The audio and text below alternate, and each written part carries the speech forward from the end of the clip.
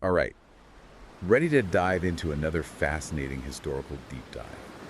Today, it's something that I think continues to capture people's imaginations centuries later. I'm with you there. We're talking about the French Revolution. Ooh, yeah. We're taking a look specifically at one YouTube video you sent over from the History of Truth. It's titled The French Revolution, Liberty, Equality, Fraternity. It's a good one. We're going to break down those big ideas and what makes this period of history so interesting even now. It really is fascinating, and one of the things that always gets me is that it wasn't just like, boom, overnight there was a revolution. Yeah, a lot led up to it. A lot led up to it. Okay, so let's rewind a bit. What was France like before the revolution?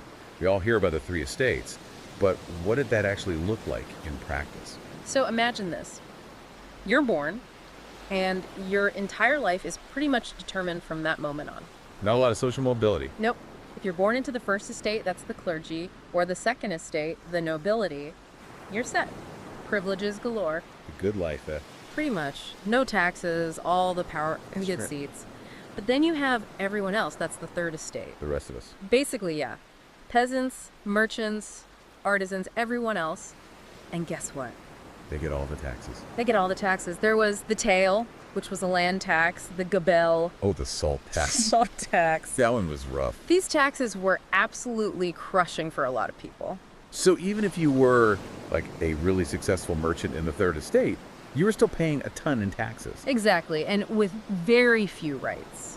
So we're seeing some problems brewing here. Yeah, resentment is bubbling under the surface. But then at the same time, you've got the Enlightenment happening across Europe. Oh, this is huge. Thinkers like Voltaire, Rousseau, Montesquieu, Big names. and they're challenging everything. Voltaire's all about free speech. Rousseau, The power of the people, right? exactly. The people should rule themselves. And Montesquieu. Checks and balances. Separation of powers. It's revolutionary stuff, really. I mean, it seems obvious now, these days, but back then. Oh, it was radical. We're talking challenging the king, challenging the entire system. Dangerous ideas, really. Very dangerous.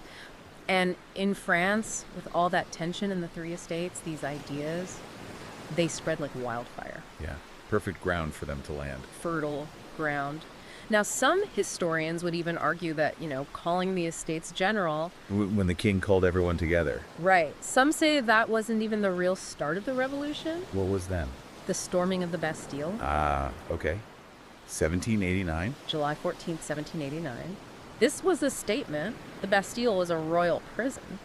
Symbol of the king's power. Exactly. So when the people of Paris storm the Bastille, they're not just breaking out some prisoners. They're sending a message. They're making a statement. Yeah. The old order is over. We're done with this. That's powerful. That image, Well, thanks. it's lasted through the centuries. I mean, it's still celebrated in France. Bastille Day, it's their national holiday. What do you think is so powerful about that image? I think it speaks to that human desire that we all have for freedom. It's rejecting tyranny. It's a powerful thing to see. And after that, everything changed. The king was forced to recognize the National Assembly. Okay, so remind me about the National Assembly. That's the group formed by the Third Estate, right? They're Yeah. demanding a constitution. They want to put some limits on the king's power. Exactly. And from this upheaval, you get the Declaration of the Rights of Man and of the Citizen. Now, that's an important document. Hugely important. It lays out all these principles of liberty, equality, that people should have a say in their government. It all sounds good on paper. It does. But getting to that point, that was a messy process. Things got a little tricky, you could say, with the rise of the Jacobins. Yeah, this is where we enter the Reign of Terror, right? Unfortunately. Which is a period that I think still fascinates people, but also kind of terrifies them. I think for good reason. The Reign of Terror was essentially an attempt to eliminate anyone who was seen as a threat to the revolution. A threat to the revolution, but that could be anyone. Anyone. The Committee of Public Safety, Led by Robespierre. led by Robespierre, yep. They had a lot of power and they weren't afraid to use it. Their tribunals sent thousands to the guillotine. Including the king and queen. Louis VI, Marie Antoinette, gone. That's intense. Yeah, I think sometimes people forget that. It's almost like the revolution ate itself. Oh, it definitely did. It started with these ideals of liberty and justice, but then it became this cycle of violence and paranoia. And the irony of it all, Robespierre himself ended up on the guillotine. Yeah, no one's safe. No one.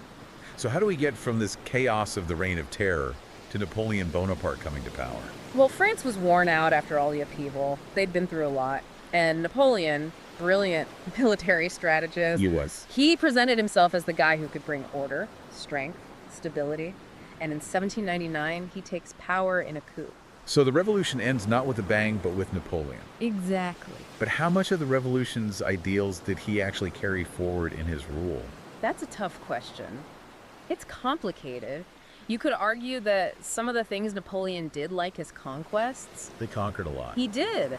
And those conquests helped spread some of the ideas of the revolution, like getting rid of feudalism, promoting equality under the law. He also established the Napoleonic Code, which standardized French law. That was a big deal, right? Yeah, that was pretty progressive for the time, but yeah, there's another side to it. Yeah, I was going to say. He was an emperor. Not very revolutionary sounding. No, authoritarian rule, crushed dissent, censored the press, all that. So Napoleon complicated legacy. Very complicated. Kind of reflects the revolution itself in a way, with both progressive and authoritarian aspects. So big picture, what's the French Revolution's legacy for the world? I mean, it was a global earthquake. Think about it. They toppled a monarchy. They challenged this idea that kings ruled by divine right. That you're born to rule. Exactly. And that sent shockwaves everywhere. The French Revolution inspired movements for democracy, human rights all over the world. And we're still talking about those ideas, liberty, equality, fraternity. And they're still being fought for in many places. But even with all its messiness, contradictions, violence, It was a messy one. the revolution continues to shape how we think about the world. Absolutely. It makes you think, too, about the price of revolution. How do you balance individual freedom with order, with stability? Tough questions. Still relevant today. Still relevant. Wow, well, we've covered a lot. Oppressive taxes, storming the Bastille, the reign of terror, Napoleon. A whirlwind tour. Yeah, it's a lot to take in. But this video, the French Revolution, liberty, equality, fraternity, on the history of truth. It's definitely worth a watch. Definitely. It's very visual, lots more detail. Great place to learn more. Thanks for joining us on this deep dive. We'll see you next time. Until next time.